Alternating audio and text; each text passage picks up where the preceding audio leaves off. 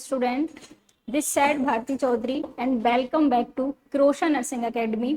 आज से हम एक नई वीडियो की सीरीज स्टार्ट करने वाले हैं जिसमें कि हम ओबीजी के जो मेन इंपॉर्टेंट टॉपिक्स हैं वो उन टॉपिक ऐसे हैं जहां से कोई भी नर्सिंग एग्जाम है उसमें एक क्वेश्चन तो पक्का आना है। तो उस टॉपिक को हम 10 मिनट के एक टाइम पीरियड में कवर करने की कोशिश करेंगे और उस टॉपिक से जो क्वेश्चन आए हुए हैं बच्चों उन क्वेश्चन को भी अपन साथ के साथ डिस्कस करेंगे, जिससे कि इन 10 मिनट के अंदर आपका वो टॉपिक और आपका वो एक क्वेश्चन पूरी तरीके से प्रिपेयर हो जाए। ठीक है, अपन स्टार्ट करते हैं। सबसे फर्स्ट टॉपिक जो है बच्चों वो हमारा है ईडीडी कैलकुलेशन का। ईडीडी का मतलब होता है बच्चों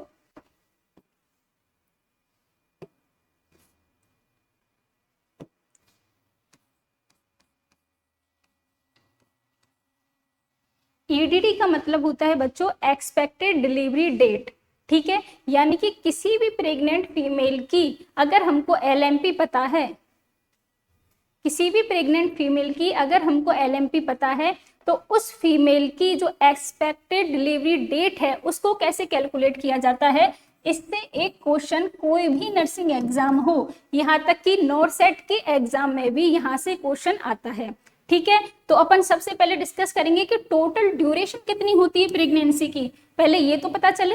तो देखो बच्चों, अगर अपन मंथ में काउंट करते हैं तो मंथ में जो प्रेगनेंसी का पीरियड होता है वो होता है बच्चों 9 month plus 7 days. Okay, second होता है अगर वीक में काउंट करें तो वीक में होता है बच्चों 40 वीक्स। अगर डेज में काउंट करें तो डेज होता है 280 डेज। ठीक है, और ये जो कैलकुलेशन की जाती है बच्चों वो फर्स्ट डे ऑफ एलएमपी से काउंट की जाती है, यानी कि किसी फीमेल का जो लास्ट मेंस्ट्रुअल पीरियड था उसका फर्स्ट डे कौन सा था वहां से कैलकुलेशन की जाती है। अपन को एक क्लियर आइडिया होना चाहिए कि एलएमपी क्या होता है, ओव्यूलेशन पीरियड क्या होता है, जेस्टेशनल एज क्या होती है। देखो बच्चों, दो चीजें होती है, एक तो होती है फीटल एज। क्या होती है बच्चों? एक तो होती है फीटल एज और एक होता है पीरियड ऑफ जेस्टेशन। बच्चों को इन दोनों को कैलकुलेट करने में प्रॉब्लम आती है। तो देखो, मान के चलो कोई भी एक फीमेल है, नॉर्मल जो अपन किसी भी मेंस्ट्रुअल साइकिल लेते हैं वो 28 डेज का लेते हैं। ठीक है, उस 28 डेज के साइकिल में जो फर्स्ट डे होता है उसको अपन बोलते हैं first day of LMP. Okay, 14 days जैसे कि अपन को पता है कि ओव्यूलेशन जो होता है हमेशा फिक्स होता है कि वो डे 14 पर होगा अगर साइकिल कितने का है, 28 डेज का है। ठीक है, इसको बोलते हैं ओव्यूलेशन। और बच्चों जब ओव्यूलेशन होगा उसी दिन तो फर्टिलाइजेशन होगा ना, तो इसीलिए इसको फर्टिलाइजेशन का टाइम भी कहा जाता है। एंड जो डे ऑफ 28 होता है, अगर इंटरकोर्स हुआ और फर्टिलाइजेशन हुआ तो उसके बाद इसको बोला जाता है, अगर फीमेल ने कंसीव कर लिया तो इसको बोला जाता है मिस्ड पीरियड। ठीक है, तो देखो बच्चों, दो चीज कैलकुलेट की जाती है, पीरियड ऑफ प्रेगनेंसी या इसी को बोला जाता है पीरियड ऑफ जेस्टेशन या इसी को बोला जाता है पीरियड ऑफ एमेनोरिया और इसी का दूसरा नाम होता है बच्चों जेस्टेशनल एज। ठीक है, और एक होती है फीटल एज। देखो बच्चों, अगर कोई फीमेल है और मैरिज के बाद मान के चलो किसी कपल ने इंटरकोर्स जो किया है वो डे 12 पर किया है। ठीक है, डे 12 पर इंटरकोर्स करने के बाद डे 14 पर फर्टिलाइजेशन के एंड रिजल्ट में क्या बन जाता है, जाइगोट बन जाता है। ठीक है, अब ये जाइगोट बन गया तो इसी को तो आगे चल के फीटस बोलेंगे ना, इसलिए कभी भी अगर फीटल की एज कैलकुलेट की जाती है तो वो ओव्यूलेशन वाले डे से कैलकुलेट की जाती है। लेकिन बच्चों जो ये जेस्टेशनल एज होती है या पीरियड ऑफ जेस्टेशन होता है, हमारी जितनी भी ऑप्स होती है उसमें जितनी भी डेफिनेशन है अपन ने किसी भी टाइम पीरियड की डेफिनेशन दी है तो वो इसके अकॉर्डिंग की जाती है, ठीक है। तो एक डिफरेंस होता है कि period of gestation equal to होता है जो हमारी फीटल एज है, फीटल एज में से माइनस करते हैं 14 डेज, तो अपन की निकल के आ जाती है पीरियड ऑफ जेस्टेशन। अगर एग्जाम में ये पूछा जाए कि पीरियड ऑफ जेस्टेशन पूछा जाए और फीटल एज पूछी जाए, ठीक है, दिया गया है पीरियड ऑफ जेस्टेशन, पूछी जा रही है फीटल एज, तो उस कंडीशन में आप क्या करोगे, पीरियड ऑफ जेस्टेशन जो है उसमें आप प्लस कर दोगे 14 डेज, तो आपकी क्या निकल के आ जाएगी, पीरियड ऑफ जेस्टेशन। नेक्स्ट आता है बच्चों एक्सपेक्टेड डेट ऑफ डिलीवरी को कैसे कैलकुलेट किया जाता है। तो इसके दो रूल हैं, इन दो रूल के अगर आपको ये दो रूल समझ में आ जाते हैं तो उसके बाद ईडीटी का कोई भी क्वेश्चन जो है आप गलत नहीं कर सकते, ठीक है। तो एक सिंपल सा नेगलिस फॉर्मूला होता है जो कि है, अगर ईडीटी कैलकुलेट करना है तो जो अपन ने बताया था फर्स्ट डे ऑफ एलएमपी था, उसमें पहले तो प्लस करेंगे 7 डेज, याद रखो पहले 7 डेज प्लस करेंगे एंड देन हम प्लस करेंगे 9 मंथ। कभी भी ये मत कर देना कि 9 मंथ पहले एंड देन 7 डेज, तो आपके जो क्वेश्चंस हैं वो गलत हो सकते हैं, ठीक है। जैसे कि यहाँ पे आया है कि फर्स्ट डे ऑफ एलएमपी कितना दिया गया है, 15 ऑफ अगस्त दिया गया है 2020, और अपन को ईडीडी कैलकुलेट करनी है। तो बच्चों देखो 15 अगस्त में अपन पहले 7 डेज कैलकुलेट करेंगे तो कितना होगा,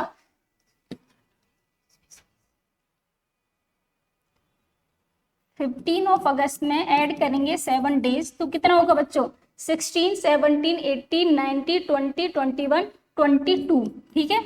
तो 22 अगस्त हो जाएगा। अब अपन क्या करेंगे, 22 अगस्त में ऐड करेंगे 9 मंथ, तो इसका आंसर क्या आ जाएगा, अगस्त से सितंबर, अक्टूबर, नवंबर, दिसंबर, जनवरी, फरवरी, मार्च, अप्रैल, मई, ठीक है। तो ईडीटी इसका क्या हो जाएगा बच्चों, 22 मई 2021, ठीक है। इस तरीके से इसका आंसर कैलकुलेट होगा। ये तो सिंपल क्वेश्चन है। नेक्स्ट रूल ये आता है बच्चों कि अपन ने जो ये नेगली फॉर्मूला किया था, इससे जो ईडीटी कैलकुलेट की थी वो थी अगर साइकिल 28 डेज की हो, लेकिन ऐसे भी तो हो सकता है कि फीमेल की जो साइकिल है 28 से ज्यादा हो या 28 से कम हो। अगर फीमेल की साइकिल 28 से ज्यादा है तो उस कंडीशन में क्या करेंगे अपन कि 28 से जितने दिन ज्यादा की साइकिल है उसमें उतने दिन अपन ऐड करेंगे, और अगर 28 से कम की साइकिल है तो जितने दिन 28 से कम है उतने दिन जो फाइनल जो ईडीडी आती है उसमें से माइनस कर देते हैं। जैसे कि अगर साइकिल 32 डेज की है तो ईडीडी क्या होगी, तो फाइनल जो ईडीडी आती है उसमें अपन प्लस करेंगे कितने डेज, 28 और 32 में कितने का डिफरेंस है, +4 का, तो 4 डेज ऐड कर देंगे तो इससे अपन की क्या आ जाएगी, फाइनल ईडीटी निकल कर आ जाएगी। ठीक इसी प्रकार अगर किसी फीमेल की साइकिल 24 डेज की है तो 4 डेज कम है तो अपन क्या करेंगे, जो ईडीटी है उसमें माइनस कर देते हैं 4 डेज, तो इससे क्या आएगी, हमारी फाइनल ईडीटी निकल कर आ जाएगी।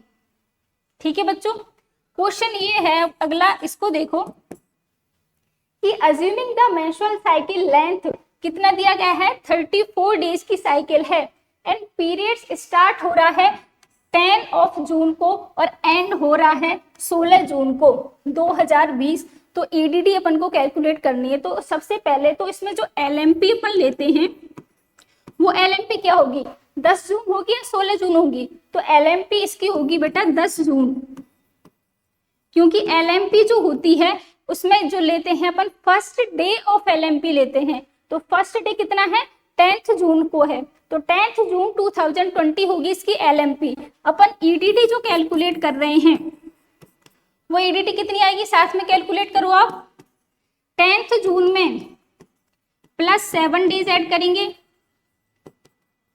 17 जून आ जाएगा इसका आंसर। फिर इसमें प्लस करेंगे बच्चों 9 मंथ, ठीक है, 9 मंथ ऐड करो आप, जून में कितना आता है जुलाई, अगस्त, सितंबर, अक्टूबर, नवंबर, दिसंबर, जनवरी, फरवरी एंड मार्च। ठीक है, तो इसमें आ जाएगा 17 मार्च जो है इसकी ईडीटी है। अगर साइकिल 28 डेज का है, लेकिन साइकिल दिया गया है 34 डेज का, यानी कि अब इसमें ऐड करेंगे प्लस 6 डेज, क्योंकि 28 से 34 में 6 डेज का डिफरेंस आ रहा है, प्लस करेंगे 6 डेज, तो ईडीटी जो फाइनल निकल कर आती है इसकी वो कितनी आएगी, प्लस करो 23 मार्च जो है इसकी ईडीटी निकल कर आएगी। ठीक है, इस तरीके से इन क्वेश्चंस को अपन सॉल्व करेंगे।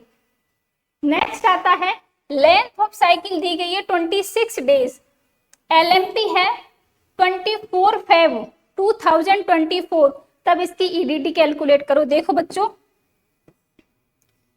यहाँ पे एक तो साइकिल दी गई है 26 डेज की और साथ में इसमें फेब का मंथ दिया गया है। देखो बच्चों, एक कॉन्सेप्ट होता है लीप ईयर का।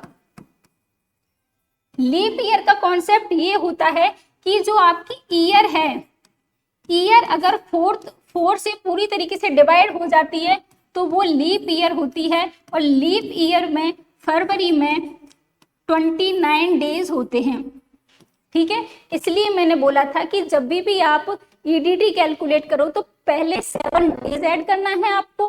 ठीक है, क्योंकि लीप ईयर वाला कॉन्सेप्ट लग जाता है, उसके बाद आपको 9 मंथ ऐड करना है। तो इसका आंसर क्या होगा, देखो सबसे पहले अपन एलएमटी कितना है इसका 24 फेब 2024 4 से पूरी तरीके से डिवाइड हो रहा है, यानी कि ये लीप ईयर है। लीप ईयर है यानी कि फेब में कितने डेज होंगे, 9 डेज, 29 डेज होंगे। ठीक है, तो 24 फेब में प्लस करेंगे अपन 7 डेज, तो कितना आंसर आएगा इसमें 25, 26, 27, 28, 29, 1, 2 मार्च,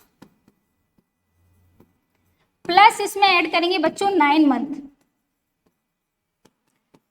इसका आंसर क्या आएगा 9 मंथ ऐड करने के बाद, मार्च से अप्रैल, मई, जून, जुलाई, अगस्त, सितंबर, अक्टूबर, नवंबर, दिसंबर।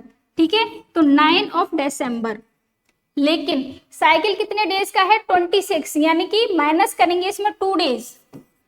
2 डेज जब इसमें माइनस करते हैं तो फाइनल आंसर इसका निकल के आता है 7 ऑफ दिसंबर 2024 जो है इसका फाइनल आंसर निकल के आता है।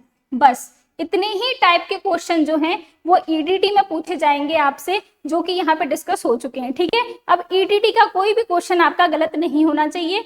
आज के इस टॉपिक के लिए इतना ही, नेक्स्ट टॉपिक के साथ मिलेंगे नेक्स्ट वीडियो में। Thank you so much.